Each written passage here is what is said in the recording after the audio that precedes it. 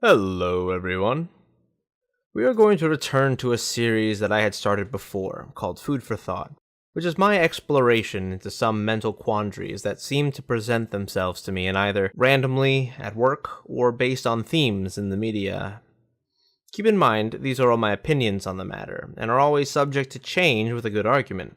So if you disagree with any of my premises, feel free to tell me about it in the comment section down below. Today, we will be discussing romance versus sexuality. More specifically, what it means to be romantically interested versus sexually interested. I wanted to bring this up for a few reasons. Number one is the J.K. Rowling story about her retroactively changing the sexuality of her characters for virtue signaling points.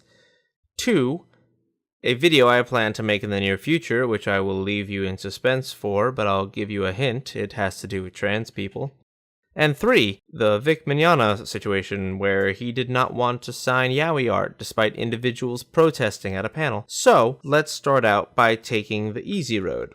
What does it mean to be sexually attracted to someone?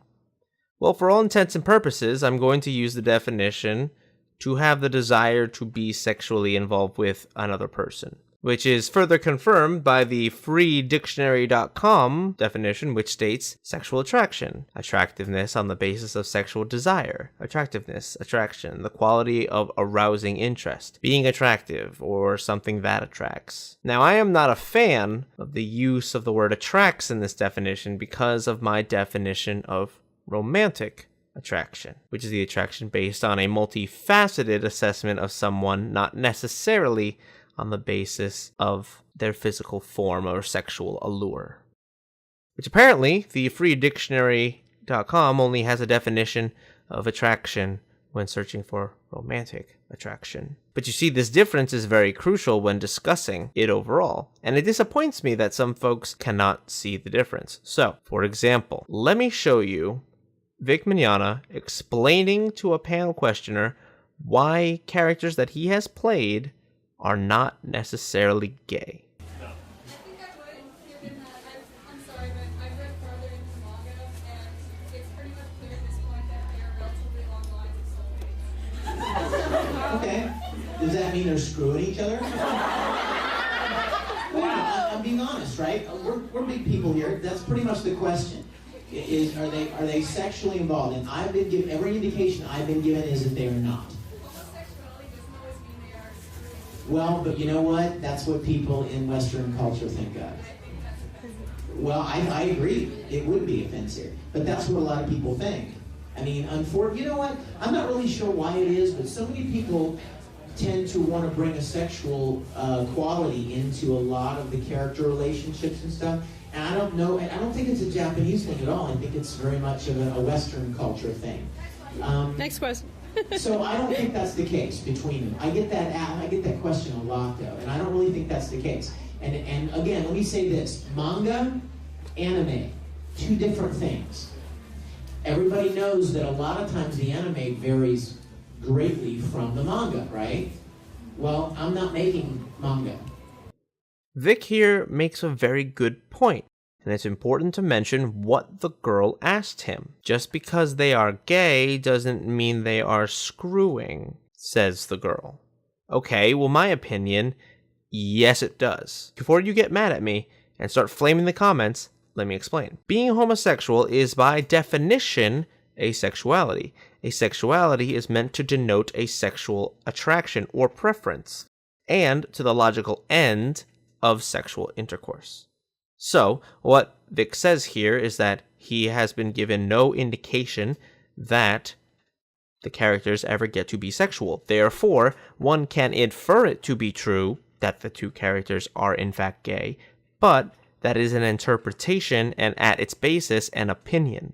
Now, quickly changing sides of the argument, let's talk what romantic attraction is in this case, because again, Vic mentioned this too, and this ties into the J.K. Rowling fiasco that has been going on in the news. Two same-sex characters can have intense feelings for one another, can have a very, very intimate relationship, but that does not mean that they are sexually attracted to one another. Take the question out of the realm of fictional characters for a moment. You watching, have you ever had a best friend? And I mean a best friend that even quietly to yourself, if not out loud, would say you loved? But you may not want to screw said person, right? Some may, and others may not. But this is not, in my opinion, either a sexual or a romantic relationship. This would be a strictly platonic, but that doesn't change how much you love that person, what you would do for that person, arguably how intimately you may know that person. These are all factors that go into two people having an intense relationship, but none of this necessitates a homosexual factor. So for her to say that the two characters have a very strong relationship together, and J.K. Rowling saying that her characters have a strong relationship, does not necessarily mean they are homosexual. But specifically with J.K. Rowling, it is a little bit different. Here we have the article from Mashable discussing J.K. Rowling's comments about Dumbledore. Poor Dumbledore, the world's most powerful gay wizard, still can't find love on screen. In a feature for the DVD and Blu-ray versions of Fantastic Beasts, The Crimes of Grindelwald, released on March 12th, author J.K. Rowling revealed that Dumbledore had an incredibly intense love relationship with Grindelwald, adding that she believes that, quote, there is a sexual dimension to this relationship. Of course, there were no scenes in the film that even nodded to this dynamic. Here's how the author described their relationship in the interview. Their relationship was incredibly intense. It was passionate, and it was a love relationship. But as happens in any relationship, gay or straight or whatever label we want to put on it, one never knows, really, what the other person is feeling. You can't know. You can believe you know. So I'm less interested in the sexual side, though I believe there is a sexual dimension to this relationship, than I am in the sense of the emotions they felt for each other, which ultimately is the most fascinating thing about all human relationships. Obviously, this seemed like a bit of a cop-out because the sexuality would never be explored in the film and it wasn't written in the book.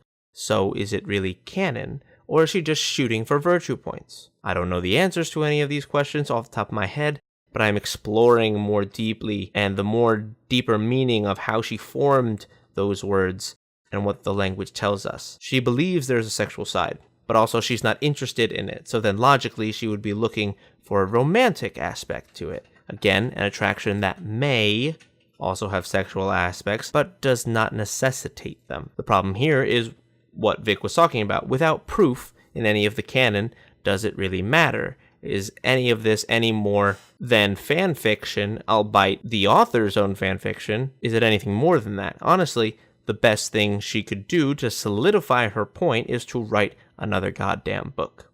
Then it's canon, and all this controversy around Rowling will go away. But let's return to the point. Sexual versus romantic. Can someone be homosexual without being sexual with someone? Not really. Same thing for romantic attraction. These two relationships are often conflated. Even in our modern society, interpersonal relationships appear to be a hard thing for people to grasp. I have some theories that are based in the generational trends involving marriage, but perhaps that's a question I can answer during a stream sometime. But rather, the fact that there is confusion amongst people in general about sexuality is what has bred a lot of the sexuality confusion, at least from as far as I can see. For example, I am bisexual. I am sexually attracted to women and men. Women more so than men, but for men, the romantic attraction is much more enticing than the sexual, though both exist for either sex. So if I were an identitarian, then I would be like demi-bisexual. Demisexual, meaning sexual interest only when there's a romantic attraction, which, as a side note, is totally just a conservative person looking for the right person to share an intimate time with, but I digress. The fact that there is a word for it tells me that the groups coming up with these words find these kinds of relationships atypical. Otherwise, the wording would simply be the default or the norm, rather than the exception. Even in language that we use every day, there is very specific wording that can lend itself to a romantic way of speaking and a sexual way of speaking. For example, if I called a woman beautiful or pretty, this can have a connotation for sexual attraction, but it does not have to. Versus if I called that woman hot or sexy, which speaks to sexual attraction. English is not the only language that has this. The easiest example I can give is Spanish. Linda is a word meaning pretty. I can remember my grandparents saying that around my cousins, or using the masculine word for myself when I was very young. And then for sexual nature, you have a form of Spanglish, where sexy, or sexy, is also a word in Spanish, but also atractivo for a word meaning attractive. So this is not a situation unique to the English-speaking world. There are even linguistic differences between romantic and sexual words in other languages. But again, this society does not recognize this. If you do not believe me, would you, as a guy, call a random girl you see on the street pretty and not expect to be called out for sexual harassment? Food for thought. But guys, these were my thoughts on the differences between romantic and sexual attraction. There's a possibility for more in-depth conversation about nuances here, but I didn't want to drone on for too long. If you guys have any comments or recommendations for Food for Thought videos in the future, leave them down below. I thank you all for joining me this evening. I hope you will all join me tomorrow on the Cthulhukin and Friends show for a political recap with Omegon. But until then, have a good one, and I will see y'all soon.